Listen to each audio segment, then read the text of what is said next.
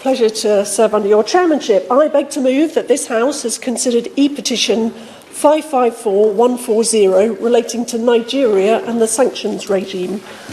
I'd like to thank the 220,330 people who have signed this petition, or at least had done when I last checked it this morning, especially the 853 of them who are my constituents in Chipping Barnet. This petition has been prompted by the disturbing events in Nigeria over recent weeks. There have been widespread protests regarding the activities of the Special Anti-Robbery Squad of the Nigerian police, known as SARS. This unit has a deeply controversial reputation, and the hashtag #EndSARS started to appear prominently on social media back in 2017. Reports of violence and human rights abuses by SARS date back several years, but these latest protests followed circulation of a video in early October, shockingly, which many believe shows a man being killed by SARS officers. On the 11th of October, President Buhari announced plans to disband the unit. However, such promises have been made in the past, and yet SARS seemingly has continued to operate. This would in fact be the fourth time it was abolished. Many protesters therefore felt that disbanding SARS, even assuming it happens, would not be sufficient to tackle long-standing problems with police brutality, particularly if SARS officers are simply assigned to different parts of the police service. Activists are now calling for a complete overhaul of policing in Nigeria. They also want police officers responsible for beatings, killings, extortion, unlawful detention and other crimes to be held to account. So the protests continued, and thousands of Nigerians, most of them under 30, took part in events such as peaceful marches, candlelit vigils, multi-faith prayer sessions. People came together across divides, having different social, cultural and tribal backgrounds. Supportive comments flowed in from the Nigerian diaspora around the world, from celebrities, and the End SARS movement quickly widened beyond the concerns expressed initially about policing and started to capture some of the general frustrations of a young population demanding an end to poor governance and corruption.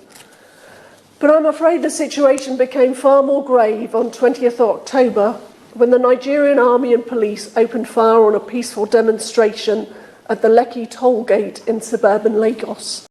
What happened is disputed, but Amnesty International have tracked events through photos and video footage posted by protesters. They show army trucks approaching the protesters from both sides of the toll gate, blocking them in. Shooting with live rounds started almost immediately with no warning given. A local musician, Obianuju Catherine Uday, was streaming the events live on Instagram as it happened, and later she said, there was a guy that was running and he fell and we looked at him. He was shot in the back. Several people are now looking for missing loved ones, including Elisha Sunday Ibanga. An eyewitness told CNN that Elisha's brother Victor was shot in the head during the protest and his body was taken away. The US broadcaster report that they have seen a geolocated photo of Victor Ibanga lying in a pool of blood and wrapped in the white and green Nigerian flag, one of the same flags held by protesters earlier in the evening as they sang their national anthem. Similarly and equally tragically, Peace Okon is someone who hasn't seen her younger brother Wisdom since he went to the demonstration on the night of the shootings. She said, I've gone to hospitals, I've gone to police stations, I've gone everywhere, I can't find him. It isn't clear how many were injured or lost their lives in Lekki, but Amnesty International estimate that 56 people have died since the protests began. And they've documented many instances where excessive and disproportionate force has been used to try to control or stop protests. The shootings at the Lekki toll gate have sent shock through many in Nigeria. For many, it seemed like the last straw. The government there has promised judicial panels of inquiry to investigate what happened, but there is widespread scepticism about whether these processes will be effective in holding to account those responsible for the bloodshed and the human rights abuses which have occurred.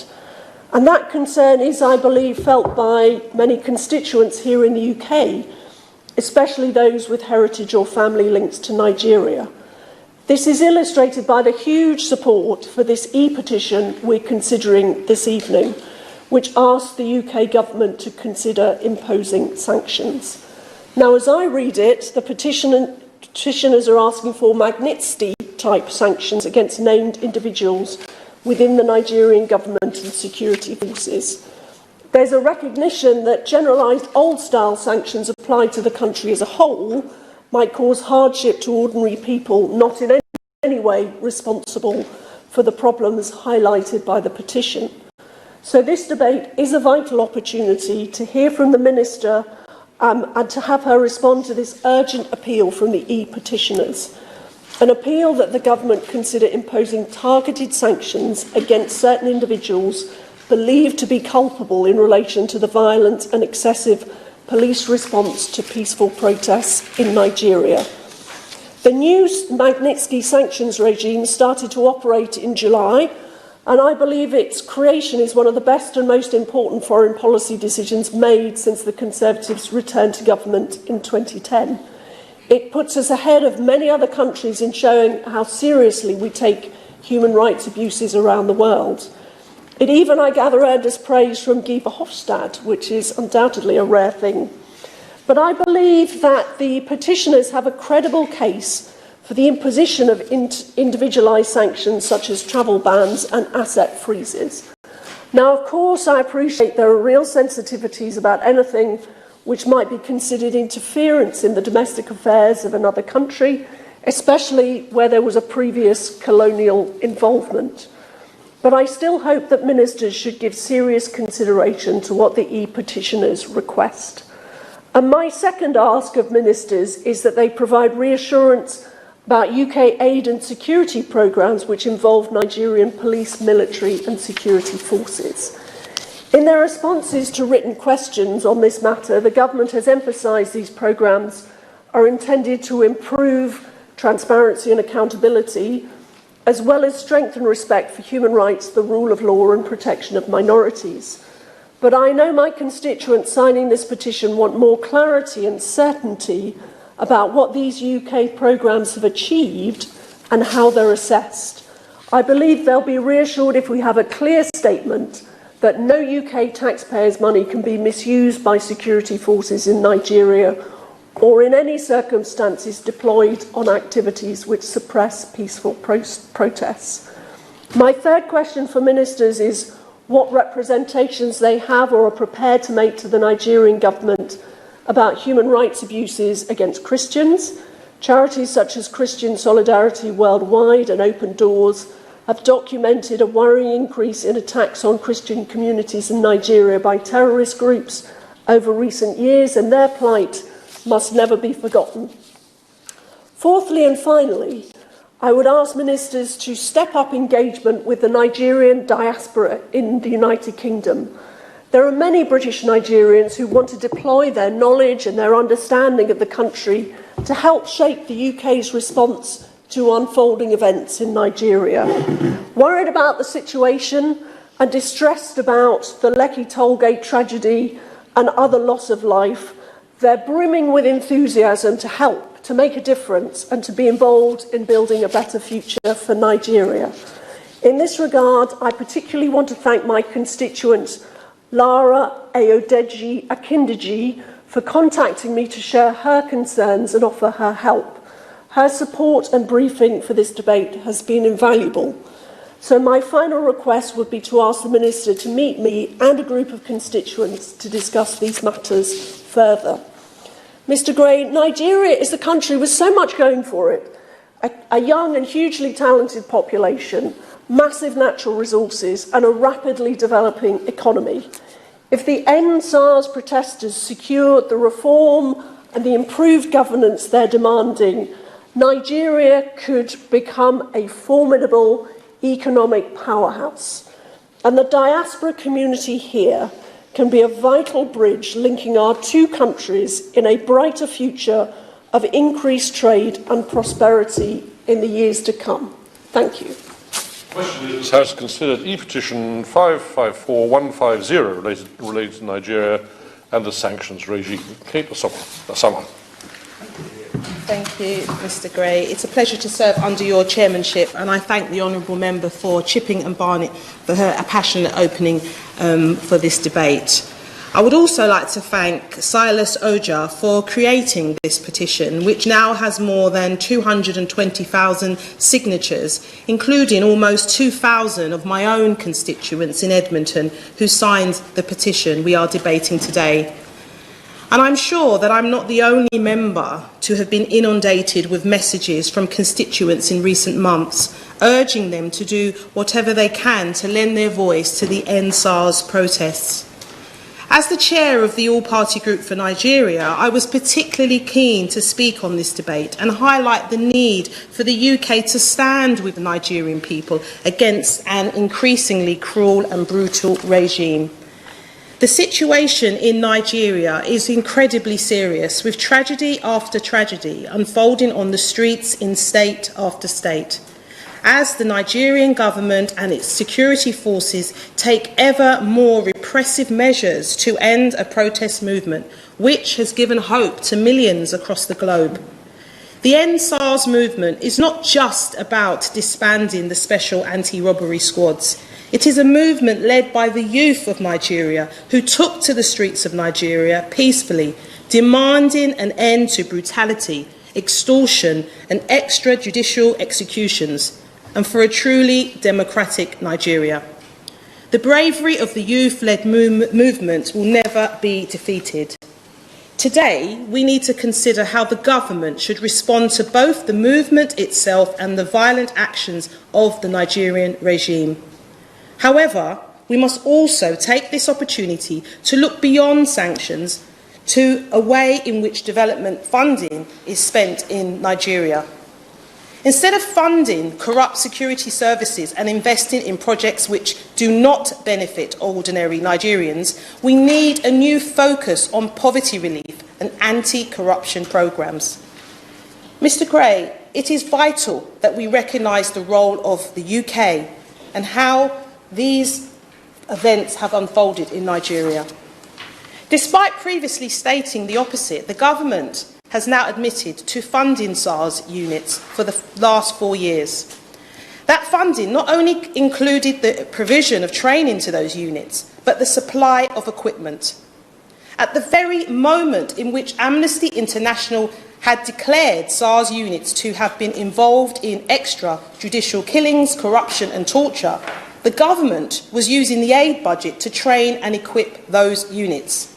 In fact, between 2016 up to this year, more than 10 million went towards programmes from which SARS units benefited.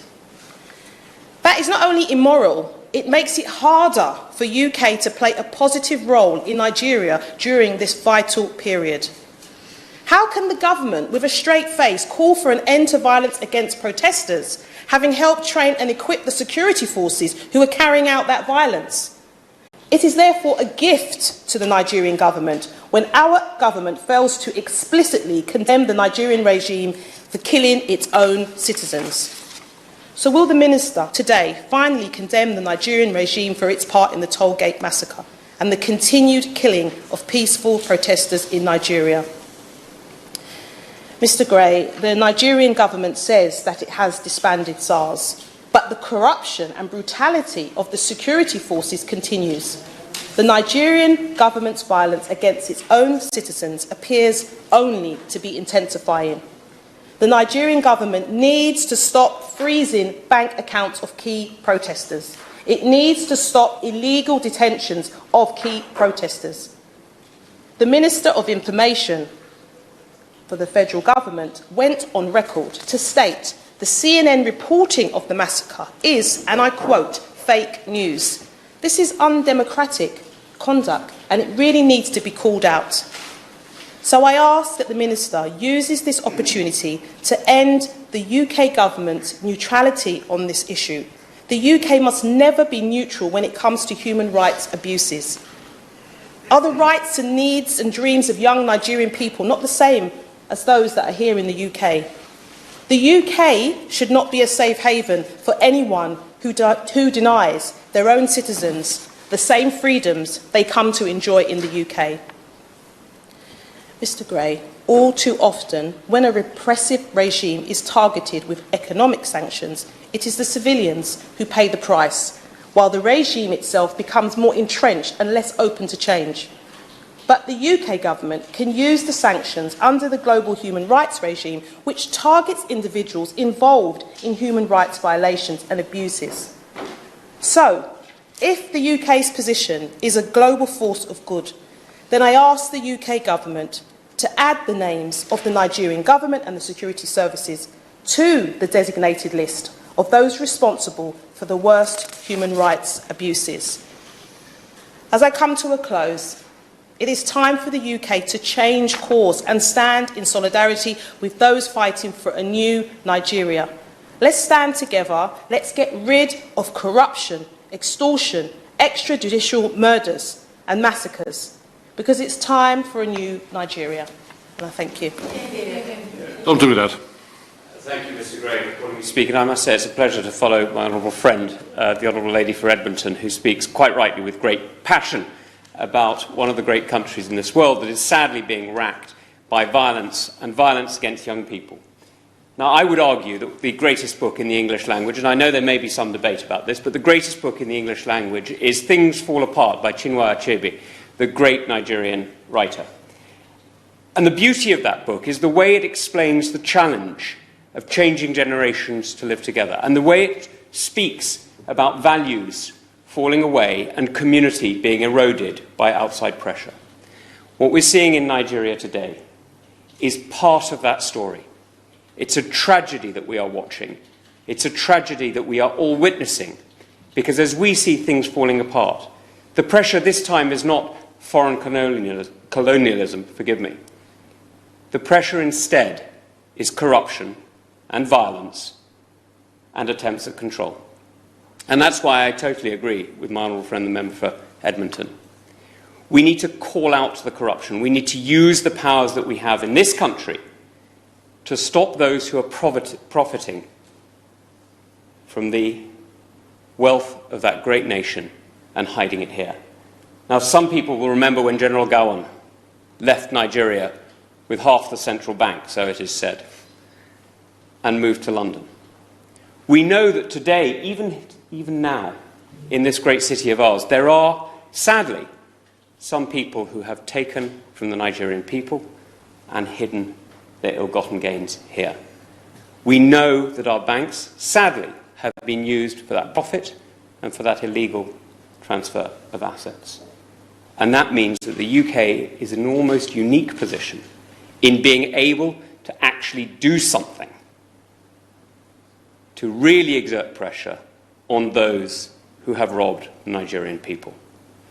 Now, this puts a particular onus on the Minister, and I know my right honourable friend knows it, that using Magnitsky sanctions today isn't just about protecting Nigeria, although it is. It's not just about respecting Nigerian young people who have been robbed and murdered by these SARS units. It's actually about protecting the United Kingdom, because what happens in Nigeria matters fundamentally to us here. This is the third country of the Commonwealth. This is a country of 200 million people. It is going to be the great economic powerhouse of Africa and one of the great economic powerhouses of the world. This is a country whose wealth, not just in the oil off the river state, but in the imagination and creativity of its people, is witnessed every day in Nollywood, and perhaps more my style, at the great University of Jos. This is a country that gives so much to the world already, despite the fact that it is ill-governed, brutalised and robbed. Just imagine what it could give if the plateau state wasn't a scene of conflict and anti-SARS movements, but instead was the global centre of learning that it really, truly could be, and indeed was up until the 1960s. So look, this is an opportunity for the UK to do something real, not just in the interest of Nigerians, though it would be, not just in the interest of Africans, though it would be that too, but fundamentally in the interests of the British people. This is a moment when these petitioners have got it absolutely right. They are not just arguing for the rights of young Nigerians who are claiming their own rights. They are arguing for the rights of Democrats, of free people, and of honourable people everywhere. And I hope that my right honourable friend and her colleague, the Secretary of State, will listen, will look at the sanctions regime and choose very carefully where they apply. Thank you, Mr Gray. It's a pleasure to speak in this meaningful debate and to follow the honourable member for Tunbridge and Malling. The events surrounding the NSAS protest in Nigeria has caused global concern and outcry. Last month, mainly young Nigerian people took to the streets in a peaceful protest against police brutality. And on the 20th of October in Lagos and in other parts of the nation, the military are alleged to have attacked peaceful protesters with disproportionate force and have killed and injured civilians. The world watched the horrific videos. The world saw the awful pictures from the scene. The world heard the eyewitness accounts from survivors who managed to escape the horrors of that night. Human rights agencies such as Amnesty International have supported these claims. Despite the overwhelming evidence, Nigerian government and military initially denied that the military were at Lekki and labelled the events as fake news. Media companies received a memorandum from the Nigerian National Broadcasting Commission to silence them, not to embarrass individuals, organisations, government, cause disaffection or panic to the society at large, following reporting on the events of that dreadful night. Consequently, some media houses who did report on the events were fined. The bank accounts of some organisers involved in the protests have been frozen by the Central Nigerian Bank pending investigations. Some organisers involved in the protests have been arrested or harassed by the authorities. These actions equate to the preventing and indeed stopping free speech and the right to peaceful protest by the state, and this is unacceptable.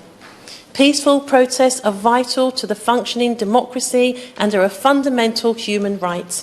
These rights should be upheld and respected. Many of my constituents who have a Nigerian background are in great distress. Those that have relatives and friends in Nigeria are concerned about the safety of their loved ones and have contacted me about this situation. I indeed have close friends in Nigeria who are also deeply concerned and have contacted me about this.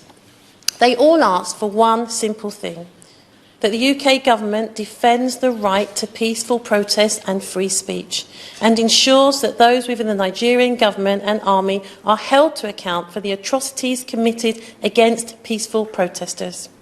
Given the shared history between the UK and Nigeria, and as a fellow member of the Commonwealth and ally, the UK has its duty to stand up for human rights of Nigerian citizens.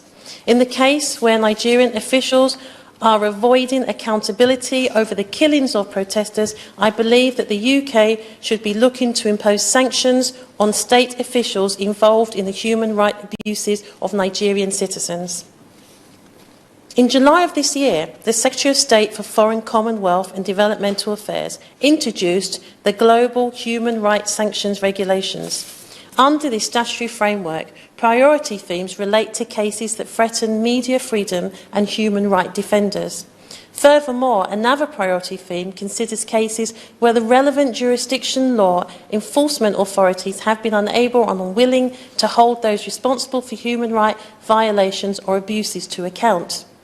The government clearly have the tools to ensure that Nigerian state officials respect the constitutional and fundamental human rights to protest and free speech.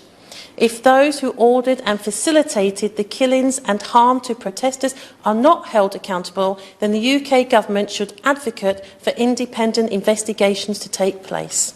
And following investigations, any individuals found responsible for these atrocities of human dignity must face sanctions. Right. I'm very grateful, Mr Gray. It's a pleasure to serve under your chairmanship, and it's really good to see you looking so well. I'd like to thank the Honourable Member too from Chipping Barnet for introducing this debate, for her passion, and also to all of my honourable friends, also for their passion, their expertise and their clear demands that we're making today in this chamber. And it's good to hear that the demands are unanimously held across what is sometimes a divide. As we know, the SARS police unit was suspected of abuses against thousands of innocent Nigerians over the past 28 years. It's sadly clear that Nigeria does have a serious problem with abuses of state power and with corruption which goes way beyond SARS. The protest movement that we are seeing rise in Nigeria wants all of these abuses addressed. SARS and other police forces were well known for targeting young people, for arrests, extortions, beatings, almost at random. I'm told if you're young, if you have the wrong hairstyle or clothes, or if you're driving a car and playing music, you could be targeted. Your money and your possessions could be seized with no evidence, and people know if you resist, you will be beaten and possibly killed. SARS created an environment of fear and injustice, and until the protest, there was no real sign that those in power were listening or prepared to act. It appears to be, sadly, just the same with many other issues in Nigerian society. There's terrible unemployment, there's little access to healthcare and to education, and a poverty rate as high as 70%, according to Oxfam. The people of Nigeria have the right to come together and call for an end to those injustices. But as we know, in recent months, their peaceful, powerful actions have been met with horrific violence. Amnesty says that at least 56 people were killed during the recent protests, including at least 10 in Lekki. I've been fortunate enough to hear from a young journalist with direct knowledge of what happened at the Lekki toll gate. And she told me, and I'm going to read out her words. She said, and I quote, "It was devastating, something you don't want to imagine. The protesters did not know that the cameras and the lights were going to be removed. There were no cameras to witness anything. And then, as we've heard today, the soldiers opened fire on the crowd of protesters, and my contact said one of the survivors jumped in the water, but the soldiers kept on shooting. For days after, a friend of mine didn't come online because of the shock and the fear, and it took him a long time to come to Facebook and to say, thank God I survived. I did not think I was going to." She said, "Someone else I know left the toll gate with a bullet in him, and later they moved all the bodies so that there would be no evidence. For them to close their hearts and kill protesters like that is simply unforgivable." The response from the authorities who feel threatened by the protests has been insidious, as we've heard. Media agencies have been fined for telling the truth. Bank accounts of activists have been suspended because supposedly they finance terrorism. And government spokespeople have even blamed the protesters for a rise in food prices. Those in power will clearly do anything at all to ensure that the movement ends now and that SARS is technically disbanded. Those in power are terrified that the calls for action on corruption and police brutality will go on and on. My plea to the Minister today is that we stand with the young people of Nigeria who are demanding change far beyond the closure of SARS. What they are demanding is a future worthy of their courage and their leadership. And here in the UK, we need that too, because Nigeria is a massive, fast-growing, youthful country. It has massive potential. It's a country that will have a leading role in decades to come, not just within Africa, but in our world. And for that positive leadership to happen, that sense of justice that motivates the End SARS protest must prevail to shape Nigeria's future and our future too. So, Minister, I don't think that words from the government today are going to be enough, because I think we've got to show our solidarity, demonstrate it, by identifying and targeting those that we know are responsible for terrible violence and abuses that the activists have faced. The least we should do is to make sure that those who have murdered Nigerians and deprived them of their human rights aren't able to benefit from trade or travel to the UK. In my view, that should include the leaders of the government and the military who are now, even now, refusing to allow transparent and fair investigations to happen and for justice to be implemented. What I want to hear from the Minister today is that a list of Magnitsky, I never say that word properly, sanctions is being created and action against those on that list taken in weeks and not years. Our role in this must be, I think, to work with all that we can to identify those responsible and ensure justice is done. And I would be so very grateful if on this occasion the government acts decisively. I will tell you. Thank you, Mr Gray, and it's a pleasure to serve under your chairmanship and to follow the Honourable Member for West Ham who spoke so passionately for justice for Nigerians. I would also like to thank the member for Chipping Barnett for securing this very important debate. Now, this, of course, was a popular debate, and it's unfortunate that my honourable friend, the member for Vauxhall, was not called to speak in this debate, and she sends her solidarity with the End SARS movement. Now, I must begin by addressing the horrific violence we've seen inflicted upon young Nigerian civilians who were peacefully expressing their fundamental human rights against police brutality. As seen on media platforms, armed military officers discharge live ammunition at these peaceful protesters, injuring and killing them. It is, however, unfortunate that as of today, both federal and state government in Nigeria have issued conflicting statements on the event that occurred at the Lekki tollgate. This has left us with a series of yet still unanswered questions. Who exactly ordered the military to shoot live ammunition in a civilian territory? Why were bank accounts of some individuals who partook in the protest frozen? Mr Chairman, if a democratic country deprives its people of their aspiration, livelihoods and voices, strips its people from their loved ones, forces them into hiding and instills fear of retribution through violent attack on free speech, then that country can only be a dictatorship disguised as a democracy. Is Nigeria a dictatorship? Now, having now asked this question, I leave the Nigerian public to decide that for themselves. I must now address the questions of sanctions, which is what we are here to discuss. If we can ensure that these sanctions will not negatively impact civilians, whether directly or indirectly, then I do support a travel ban and asset seizure sanctions on individual officials found responsible. Now, while discussing sanctions is crucial to determining how we as a nation will respond to the violence recently accumulating in the End SARS movement, it can only be the tip of the iceberg.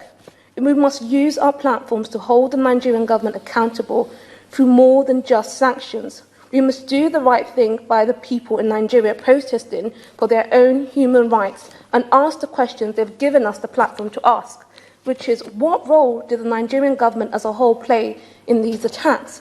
Will there be an independent investigation into the over 100 cases of torture, rape, extrajudicial execution throughout the End SARS protests? The reason the world knows about the violent attacks on Nigerian protesters is because civilians on the Lekki Tollgate massacre bravely risked their own lives to post these videos on social media. Only a few Nigerian news outlets even reported these stories, and they were all subsequently fined before the Nigerian government denied the attacks' existence and began silencing reporters. Agencies and individuals have since blamed one another. No one seems to be taking the responsibility. Nigerian civilians risk everything to give themselves a voice, and that they use to expose the atrocities inflicted upon them. And today, 4,000 miles away, the Nigerian government is strangling that voice with a proposed social media censorship bill. We must demand transparency of what is happening to civilians and amplify that news using our platform. We must continue to seek clarity on what happened on October the 20th, when power was cut from the Lekki Tollgate and SARS police forces began spraying protesters gathering there with bullets. Now, I'm sure that many of us have seen the footage of peaceful protesters linked armed in arms, singing the Nigerian anthem as they were indiscriminately gunned down. Now is the time to hold officials to account for their crimes against humanity that they have embarked on. So I call for an impartial human investigation into these human rights violence and to begin a process to secure justice for victims and their family. As we try to make sense of the incidents, we must ask uncomfortable questions of ourselves. I'm referring to the fact that British officials trained SARS police squad from 2016 up until this year, 2020, and they also trained the Nigerian army. Now I have to ask, what did this training actually entail? Could it have prevented escalation of this kind? Now, standing here as a proud British Nigerian, I implore the Minister and colleagues across the House to pursue answers to these questions and do what it can to facilitate Nigerians' fight for freedom. Thank you.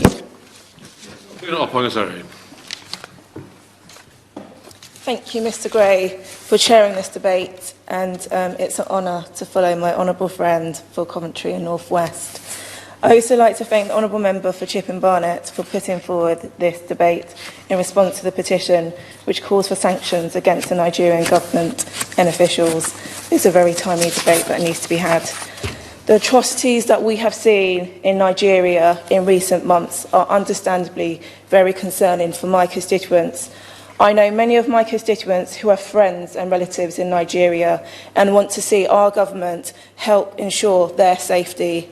I firmly believe that we have an obligation to condemn violence and human rights abuses where we see them, which is why I have publicly condemned the violence that took place on the 20th of October when young people's rights to protest were tragically suppressed. In Erith and Thamesmead, 4,469 people have signed this petition that we are here to debate today. This is the highest amount of petitioners across the constituency seats. I have been contacted individually by dozens of people who want to see action to ensure that human rights are upheld in Nigeria.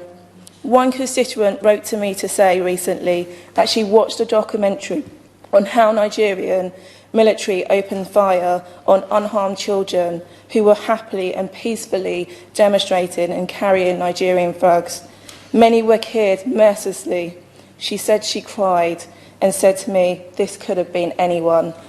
My constituents are right in demanding we see long-term action. A statement of condemnation, like my colleagues have mentioned just now, is not enough.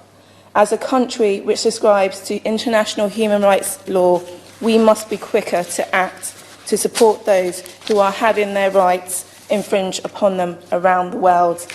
Accountability is the cornerstone of democracy, and I was pleased to see the Minister of Africa write to me to confirm that the UK government will continue to work with the Nigerian government and international and civil society partners in support of police reform. However, it is clear that suitable methods of accountability have not been implemented. It was just yesterday that the Nigerian military admitted that soldiers fired live bullets at anti-SARS protesters on October the 20th. However, there is still no confirmation about the number of young protesters who have tragically lost their lives. According to Nigerian officials, 2 young people were killed in the shooting, but reports by Amnesty claim there are 10 lives that were lost. How can this be considered appropriate accountability if we cannot even reach a consensus on the amount of lives taken at Lekki Toll Plaza in Lagos in October? I do not believe placing economic countrywide sanctions in Nigeria will help address these ongoing issues of police and military violence. In the first instance, the UK government should be calling for an independent investigation into the allegations of misconduct by the Special Anti-Robbery Squad. Organisations like Amnesty International and Human Rights Watch, who have been following the abuses that have taken place in Nigeria for years, should be consulted in their evidence and collated alongside an independent investigation to form a judicial review. Furthermore, the investigation should look at wider issues of violence and human rights abuses by military and police across Nigeria. Mr. Gray, the UK government should regard the findings of an independent investigation with the utmost seriousness and take action to implement sanctions across individuals identified as being responsible to the atrocities that have taken place. They should also make appropriate adjustments to the overseas military security and justice assistance funding and training of any Nigerian military, security and policing organisations which may have committed violations in line with the government's own guidance to ensure OSJA funding meets our human rights obligations and our values.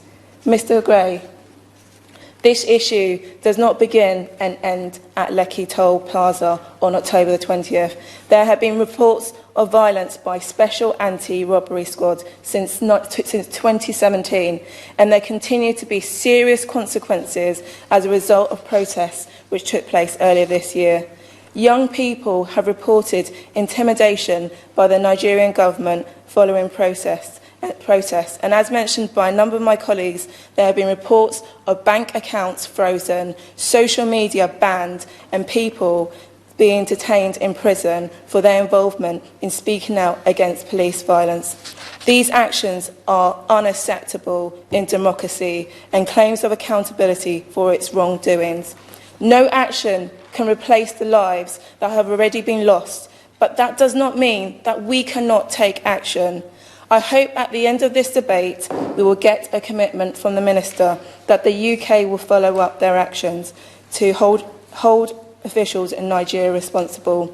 Mr. Gray, I finally want to take this opportunity to raise the case of Nigerian DJ and songwriter DJ Switch, who has had her life threatened for her role in speaking out against military and police violence.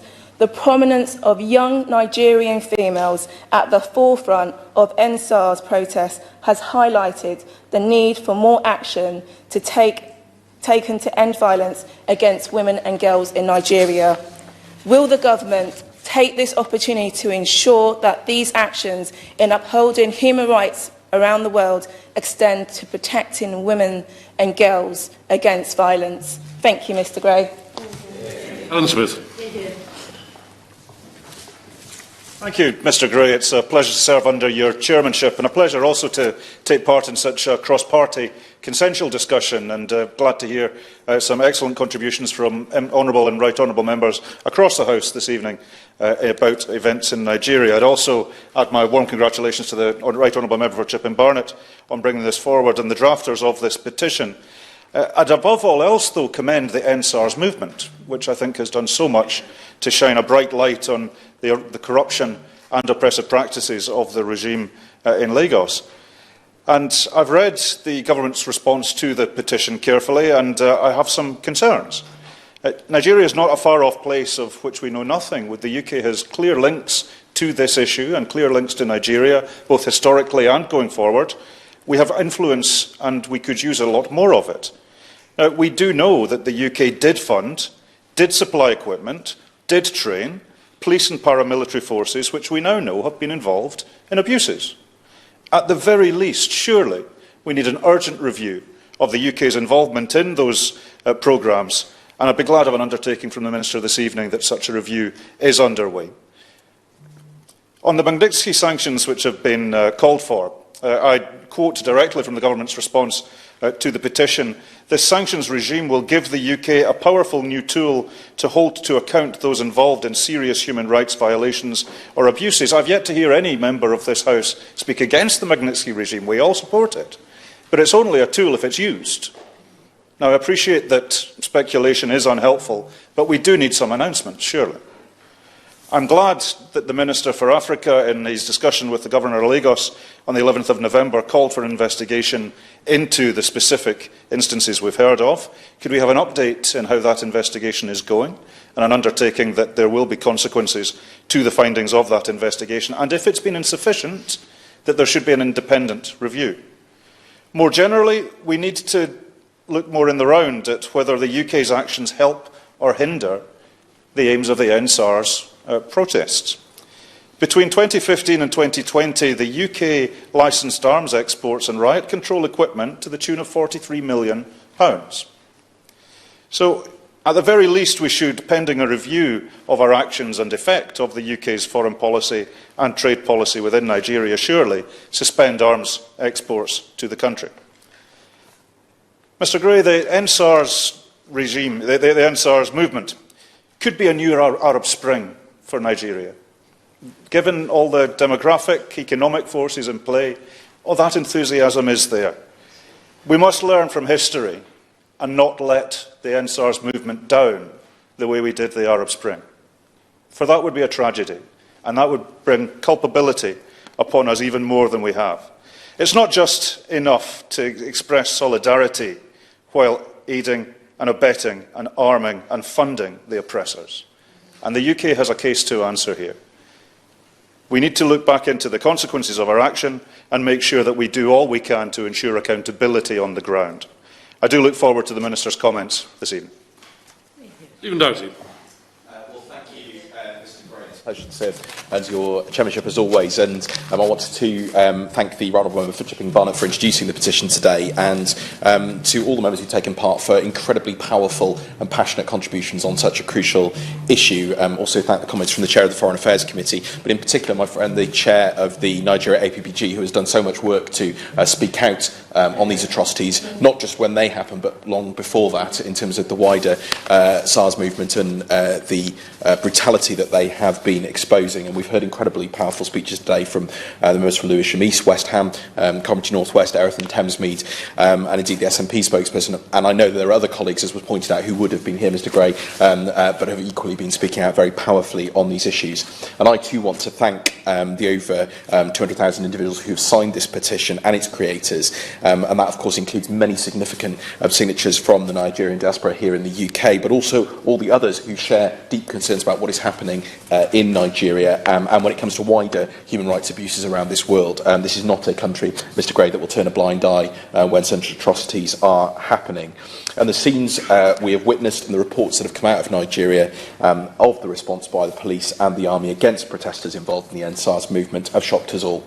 And of course we've heard from many of the contributions today of the events of the 20th of October when a group of NSARS protesters were fired upon, it appears, by members of the Nigerian army at the Lekki Tollgate Plaza after the CCTV was taken off and after the lights were turned off. And of course the tragic deaths and injuries that resulted as a result of that action. And I spoke, Mr Gray, to those who had been around in the vicinity of these incidents, who have seen and witnessed firsthand the brutality meted out by SARS and by those attempting to defend them. And I can tell you they were shocking testimonies, Mr Gray, and I know that many of us have witnessed the video footage and pictures of the events, absolutely horrific. Now, despite the Nigerian army having denied it for over a month, it has been finally forced to admit at the judicial panel inquiry that soldiers were deployed to the tollgate protest with both blank and live ammunition. And as many honourable members have pointed out, we still see some of those protesters still in detention today, and many others having financial restrictions and other actions taken against them. And I would be interested to know what assessment the Minister has made of the situation today with those who were involved in those protests. But of course, as many have explained today, this massacre and the other atrocities that we've seen are only part of the picture. They are part of a picture of brutality over a number of years, extraordinary brutality and violations by the Special Anti-Robbery Squad, otherwise known as SARS. And the report from Amnesty International documented 82 cases of human rights violations between January 2017 and May 2020, including various methods of torture against detainees such as hanging, mock execution, beating, punching and kicking, burning with cigarettes, waterboarding, near asphyxiation with plastic bags, forcing victims into stressful bodily positions and sexual violence and rape. It is a shocking record of behaviour. And yet few of these cases have been investigated, and hardly any officers have been brought to justice on credible accounts of torture and other ill treatment. The authorities have promised investigations, but they often have simply not occurred. And the federal government of Nigeria has repeatedly promised to reform SARS, but has failed to do so. And of course, the protests we've seen recently originate not only in that record of brutality, but in other documented incidents across the country, in Delta State, in Oyo State, and in recent days I've received reports of extrajudicial killings by allegedly the Nigerian army in Oyigbo, too, in Rivers. What assessment has the Minister made of those most recent reports? This is still carrying on after those shocking events that we have seen just a few weeks ago. Mr Chair, the violent repression of protesters in Nigeria is unacceptable and has garnered, rightly, international condemnation. President-elect Biden has called on the Nigerian government to end the violent crackdown. The UN Secretary-General has said that Nigerians' right to protest peacefully needs to be guaranteed and that police brutality needs to stop. And we in the official opposition absolutely agree with those sentiments. The violent crackdown on these protests must end, and there must be accountability for those responsible for such brutality and loss of life. The Leader of the Opposition, my honourable friend, the Shadow Foreign Secretary, have made it clear that the UK must act as a force for good in the world, and we must act in line with our international partners and multinational organisations, whether that's the UN, AU, the UN Human Rights Council and others, to encourage and strongly advocate for the end of this violence in Nigeria, to end police brutality in Nigeria, and crucially to call for independent investigations into these violations by Nigerian policing, security and military forces. Obviously, it would always be better if we had confidence in the systems of investigation within a country, within Nigeria, but the ongoing failures and the ongoing record of the government in dealing with SARS, I think, underpins why so many do not have faith in that process, and that is why independent investigations will be so crucial. Now, this petition specifically refers to sanctions, and Mr Gray, we in the official opposition welcomed the Foreign Secretary's establishment of a Magnitsky-style sanctions regime, which we had been calling for since 2018, to allow for targeted sanctions based on attacks on human rights and to enable us to target the wider network of perpetrators, including all of those who facilitate, incite, promote or support such crimes. And that, of course, extends beyond state officials to non-state actors as well. And the Foreign Secretary told us at the time in the House that these would be used to target, and I quote, those with blood on their hands. Well, it's clear, Mr Gray, that individuals do have blood on their hands in relation to the activities of SARS and these atrocities over the last few months. And given the allegations against members of SARS and the growing evidence of the atrocities that were committed, we would urge the UK government to use its full investigative capacity, including drawing on the evidence provided by independent human rights organisations in Nigeria and elsewhere, to identify individuals responsible for these atrocities and, if appropriate, designate them for sanctions under our Magnitsky regime. We cannot stand by in the face of such willful perpetration of human rights violations and killings, not least given our close political, economic and security relationship with Nigeria. We cannot be a disinterested or unconnected party. I want to turn, Mr Gray, to the UK's own role in relation to SARS, and we've heard this from a number of members in the debate so far. Despite initially denying it, the Minister for Africa has admitted that through the Conflict Stabilisation and Security Fund in Nigeria, SARS members were trained as part of the Nigeria policing programme, and that the UK government has been involved in training of members of SARS, despite that happening during a time when there were ongoing public, well-known allegations of extrajudicial executions, extortion, torture and rape by this unit. And I'm sorry to say, Mr Gray, but this is, while shocking, it is unfortunately not an entirely unexpected revelation to me. And it's also not surprising, and I have the review of the programme here, Mr Gray, that this was a programme led by the Foreign Office rather than DFID. Of course, UK support for security and justice reform in countries around the world can have positive impacts. But what's absolutely clear to me is that in a growing number of cases, it is not clear what impact we are having, or whether in the worst cases we are actually supporting agencies who have a role in committing atrocities or human rights violations. This is just one example. Whether it's this example or the ongoing supplying of arms to the Saudi Arabian government for use in the Yemen crisis, or the training of the Special Investigations Unit in Bahrain, which has also been complicit in the torture of prisoners, and of course they use the death penalty. The government is having to repeatedly have to come and justify its involvement with organisations and institutions that appear to breach our very own standards, let alone international law and human rights. So can the Minister tell me whether she has considered suspending support and training for such programmes for Nigerian security, military and justice institutions until she is absolutely satisfied that they are not supporting individuals and organisations who have been implicated in these atrocities?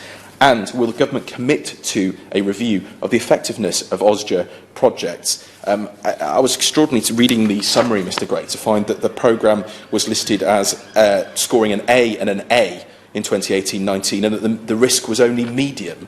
This does sound to me to be completely, out of kilter with the facts that we have heard today and that we've been hearing for many, many years. And of course, looking beyond Nigeria, given the deeply concerning news that we're hearing coming out from locations across Africa in recent weeks, what measures is the government taking to protect human rights across the continent and to tackle those responsible, whether those responsible for atrocities in Ethiopia or those who are involved in suppressing the democratic process in Tanzania and Uganda? We cannot have impunity for those taking out atrocities or war crimes, whatever their role or status, whether that's official, unofficial, official government sources, official military sources, or irregular forces who are acting on behalf of different groups, whether those are central governments, regional governments, rebel groups. It doesn't matter who they are. We cannot have impunity for those people who are carrying these out. And it appears to me a double irony, Mr Gray, that we are seeing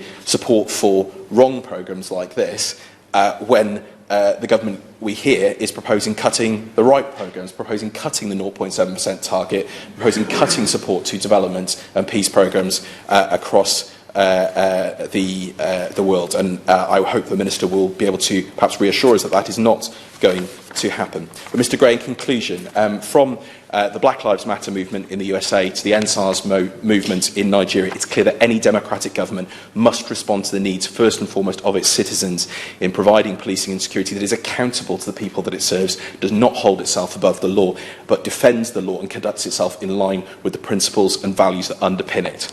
We stand on the side of all of those in Nigeria who are calling for peace, for democracy and for the rule of law to be upheld. Killings must end, democracy and the rule of law must prevail, and the UK should be a partner to all Nigerians seeking peace, justice and development. Wendy Morton. Thank you, Mr Gray, and it's a pleasure to take part in this debate this afternoon under your excellent guidance and chairmanship, so thank you. Let me start by saying that I'm very grateful to my honourable friend, the member for Chipping Barnet, for securing this debate. And actually to all the members who have contributed today. We've heard from the member for Tonbridge and Marling, from Edmonton, Lewisham East, West Ham and others, and for all the contributions that you have made. I will endeavour to answer as many of your questions as I possibly can. I can't say within the time allowed because we're doing quite well on the time at the moment, I think, Mr Gray. but I know you will keep me in good order and not let me get carried away here. But this is an important debate, and the Minister for Africa has asked me to offer his apologies to those of you here in the House, and as he is away on ministerial business and he's therefore not able to attend. But I do know he has a very close interest in this topic, and I feel sure that he will be following this debate with great attention, as we would expect of the Minister for Africa. So I will therefore respond on behalf of the government in his place. We are grateful to the nearly 220,000 members of the public who signed the petition and enabled this debate to take place. There is, quite rightly, significant public concern about the recent protests in Nigeria, especially the issue of police brutality.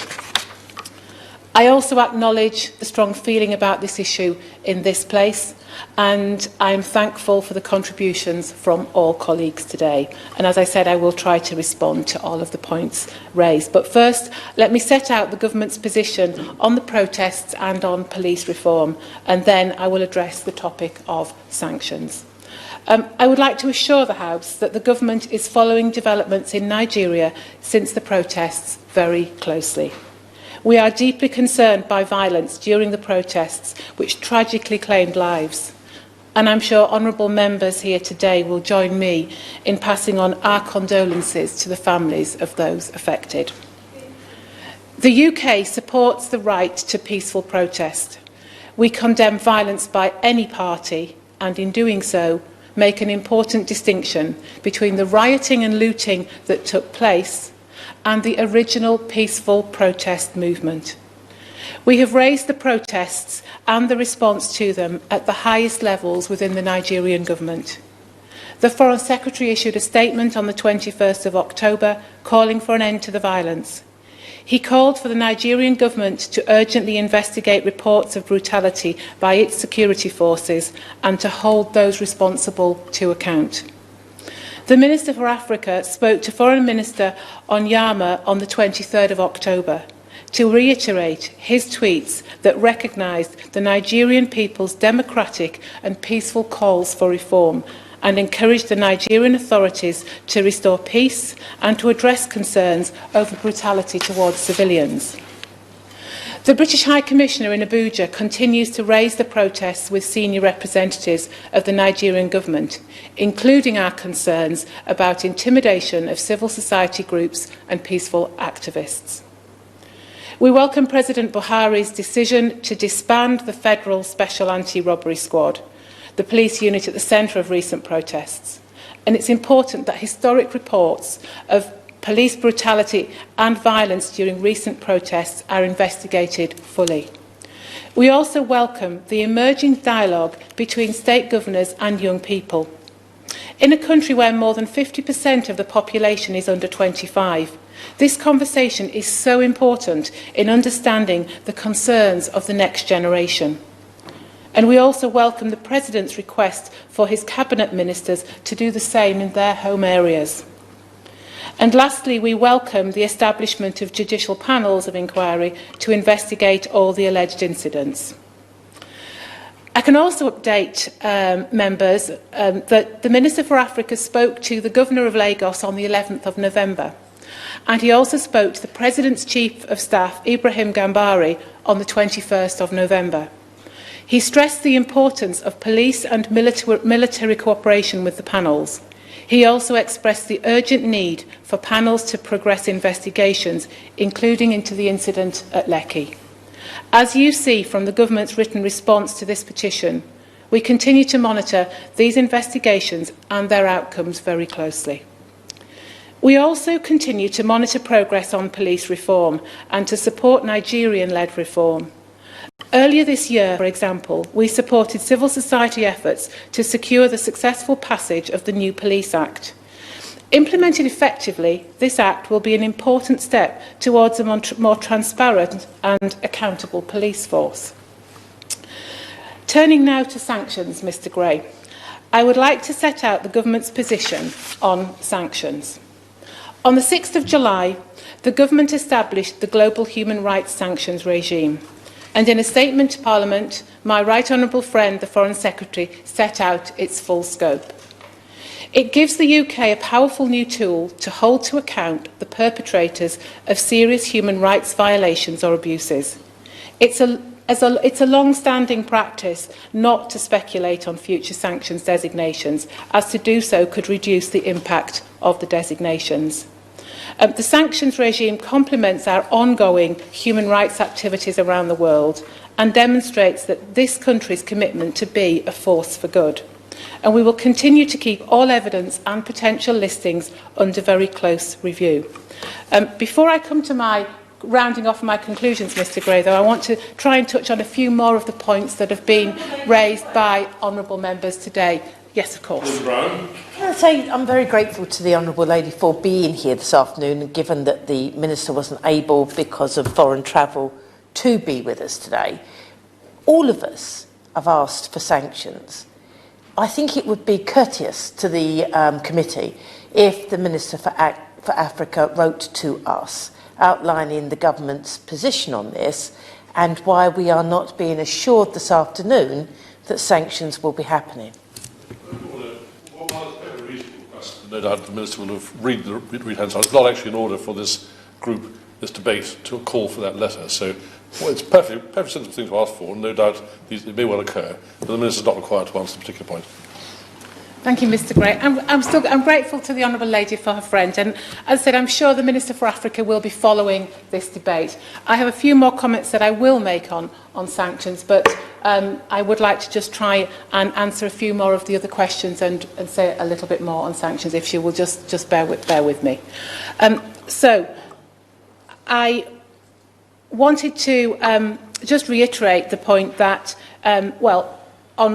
on sanctions, it is a long-standing practice not to speculate on our future sanctions, as this could reduce the impact of those very sanctions. Honourable members, Mr Gray, have mentioned and raised the issue of corruption, and I agree with honourable friends that tackling corruption in Nigeria is absolutely critical to the country's prosperity and security, and to reducing poverty and inequality. And work is underway to consider how a global corruption sanction regime could be added to the government's armoury. Members also raised the issue of intimidation, and I would like to just touch on that, because I think most members here today, or several members certainly, gave examples of intimidation that had been highlighted to them.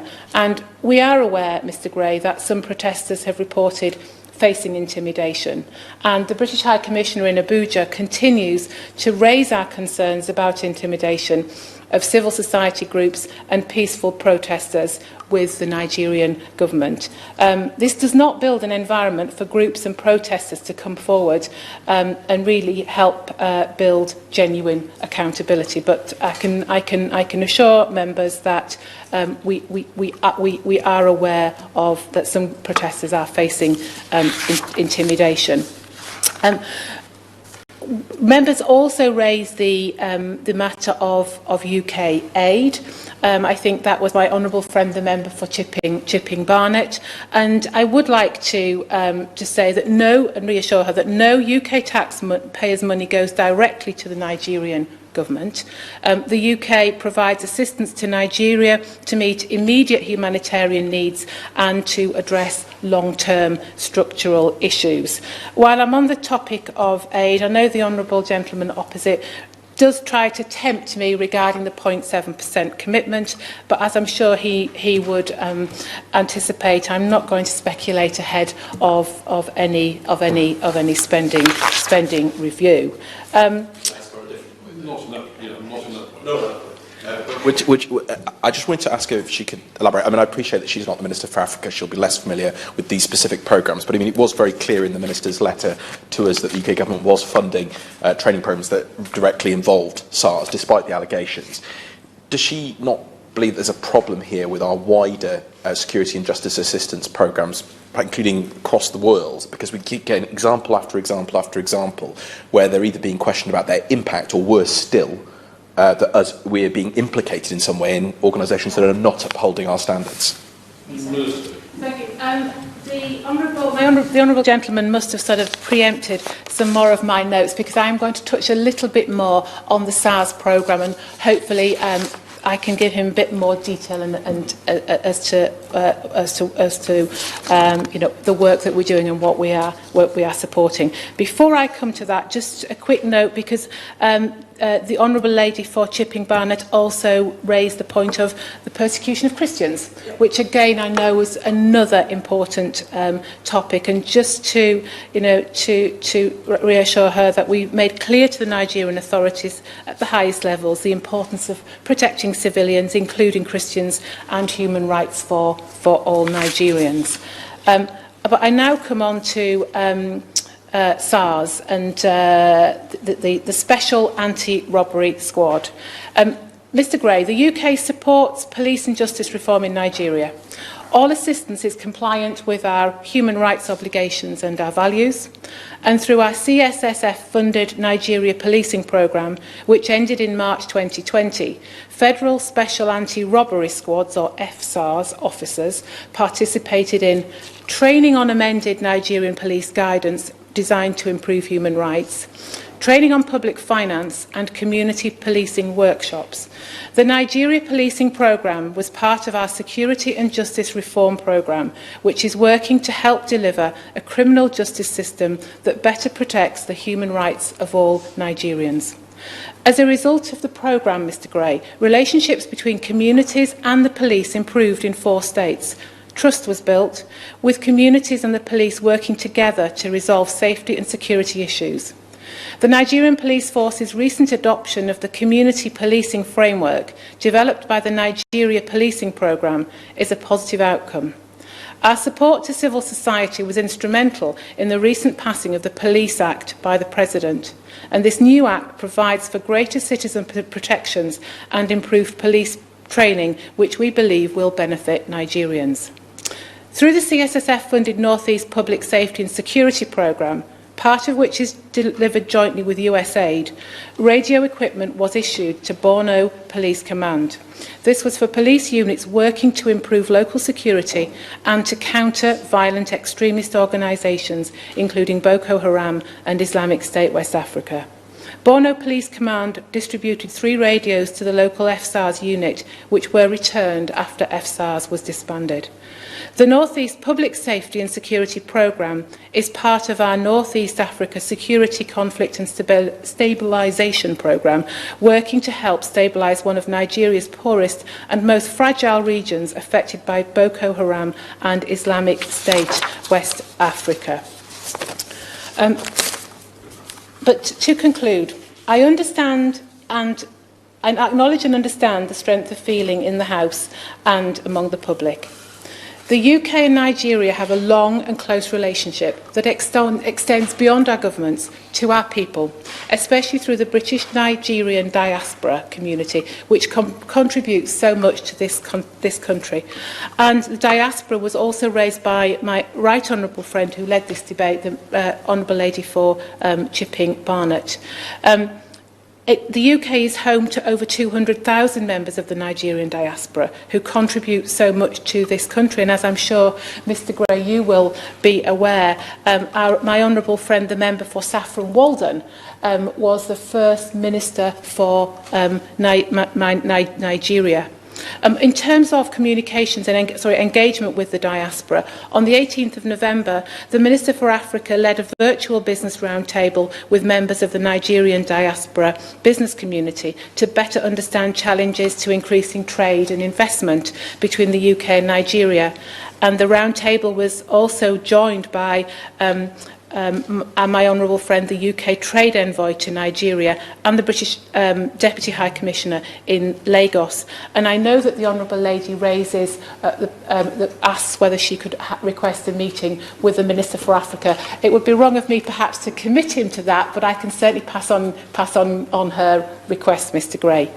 But this government will continue to press the Nigerian government and its security services to uphold human rights and the rule of law, to investigate all incidents of brutality, illegal detentions and the use of excessive force, and to hold those responsible to account. We will closely monitor the judicial panel of inquiries and continue to advocate for investigations into police brutality. The government will consider its options as the panel's work progresses. The government would also continue to work with the Nigerian government and international and civil society partners to improve the accountability and transparency of the Nigerian police for the benefit of all Nigerians. Theresa Villiers. Thank you, Mr Gray. Well, like others, I believe this has been an excellent debate with well-informed contributions, with real insight, both from backbench and front bench. And I would take this last minute or two just to really urge the Minister and the rest of the team at the Foreign Office to use all diplomatic means they have available to get the message to the authorities in Nigeria that they need to listen to what the protests are asking for, and that I do hope that whilst the Minister for all sorts of reasons has felt unable to make commitments on targeted sanctions today, I think there is a really strong case for doing this, and I hope that behind the scenes the Foreign Office will continue to pursue this, so that in the not too distant future we will see an announcement on that. We've heard obviously in this debate some really disturbing accounts of what happened at Lekki, but also of a long history of brutality and extrajudicial killings, and particularly grim accounts were recounted by the Shadow Minister. But I very much hope that we also take away from this debate the optimism that I think everyone showed about the future for Nigeria. It has so much potential. As the Honourable Member for Edmonton says, you know, there's real potential for a new Nigeria, a better future. And I hope that these protests do signal a real change towards addressing those concerns around corruption, around brutality, around poor governance. Because if those issues are resolved, if we see real progress on that, we can see huge success and flourishing in Nigeria, not least in economic terms. So it's been my privilege to lead this debate. I thank all the people who signed the E-petition. I think this is a great example of the E-petition process working really effectively, because nearly 250,000 people signed that petition. We here in the Mother of Parliaments get the opportunity to urge and advocate for change and reform in Nigeria, and it's been my privilege to take part in that process. The question is, this House E-petition 554150 relating to Nigeria and the sanction regime. Maybe I can say aye. Contrary, no. I think the ayes have it. The ayes have it. Order, order.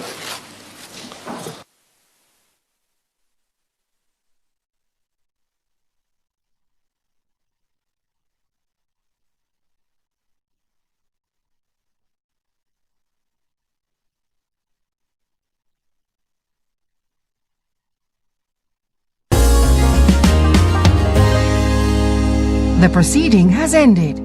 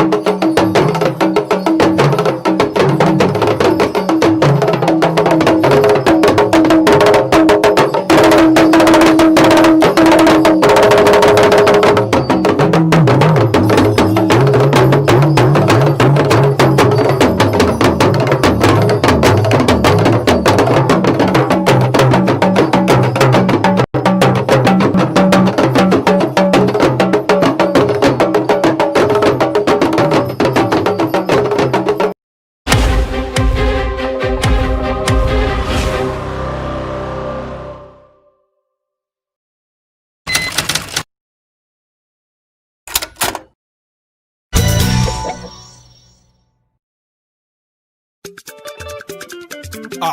TV. Heritage TV. Everybody in London, have you heard that Heritage Television has come up with something new? All your functions and celebrations can now be multi-camera live stream. That was only reserved for the rich and famous. Having a function in London can be viewed clean and clear immediately from any part of the world. Trust Heritage TV to give you a better reach. Heritage Television also does photography that will make you the envy of all your friends and family. Heritage Television is the best. All your functions like birthdays, funerals, weddings, church anniversaries or harvest. Heritage Television is the master. We are in the heart of London with an ultra-modern equipped studio.